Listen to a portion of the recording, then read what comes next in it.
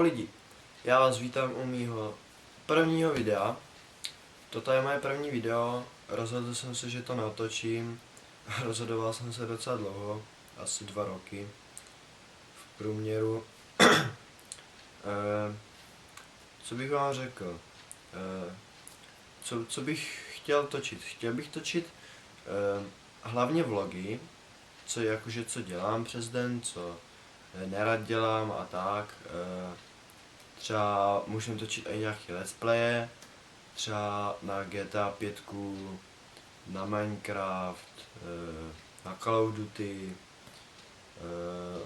Jako her je docela spoustu, na Xbox mám asi 70 her, takže stačí napsat a třeba jako i nějaká hra, kdybyste chtěli, tak ta hra se dá koupit. Dá se koupit a můžeme točit let's playe. Spíše ale radši hraju jakože takový ty závodní hry, než takový ty strategie. Třeba Call of Duty, jako jo, hraju ho rád, nebo Mafia 2, GTAčko. Hraju prostě hry, které mají smysl a mají prostě příběh. Takže třeba nehraju, řekněme, já nevím, třeba Metin, jo, nebo něco takového, prostě ty hry mě nebaví, takže nehraju samozřejmě. Ani jako nějaký zájem o to nemám, třeba jako je Vovko, Lolko. Lolko jsem teda hrál asi měsíc, ale jako nebavilo mě to. Jako navedl mě k tomu kámoš. Řekl mě co a jak, jaký jsou v tom postavy, co se, jakože jak se to hraje, jaký jsou v tom věci, co se tam dá dělat. Docela dost mě to naučil, hrávali jsme, dá se říct, pořád spolu jenom.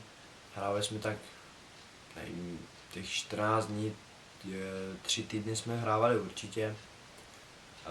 Ale prostě takový hry mě prostě nebaví, takže radši si zahraju, řekněme, GTA 5 nebo GTA 4, když už, nebo Mafiu 2. Jako radši hraju takový hry než LOLko. By bylo asi k hrám. Teď něco o mě, no. Já se jmenuji Lukáš, je mi 14 let, chodím do 8. třídy. Už dlouho čekám na tu chvíli, až prostě natočím to video. Prostě už jsem se na to těšil, rád točím videa a ve škole máme i předmět, kde točíme videa. Točíme tam, fotíme, natáčíme. Takže určitě toto mě dalo taky hodně do toho. Prostě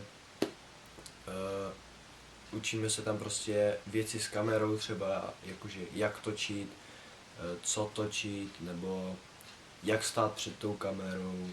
Prostě učíme se tam prostě do toho dost a ten předmět mě dal docela hodně.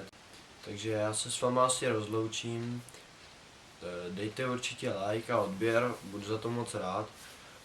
Tím mě vlastně ukážete, že máte o mý videa zájem. Videa budu vydávat asi tak jednou za týden, zatím ze začátku, a pak třeba můžu vydávat video, třeba nevím, každý 2 dny, dá se říct, jo. Jako dá se říct, je to na vás, no, jak si řeknete, pište do komentářů, co byste chtěli, abych natočil, a to je asi všechno. Já se s vámi loučím a v příštím videu, tak zatím čau. AudioMicro.com